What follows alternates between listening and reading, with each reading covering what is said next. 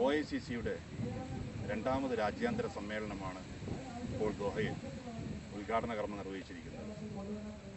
ഏകദേശം 20ഓളം രാജ്യങ്ങളിൽ നിന്നായി 250ഓളം പ്രതിനിധികളും ദോഹയിലുള്ള 150ഓളം പ്രതിനിധികളും പങ്കെടുത്ത ഇതിൻ്റെ ഉദ്ഘാടന സമ്മേളനം വളരെ വിജയകരമായ രീതിയിൽ നടന്നു കഴിഞ്ഞു.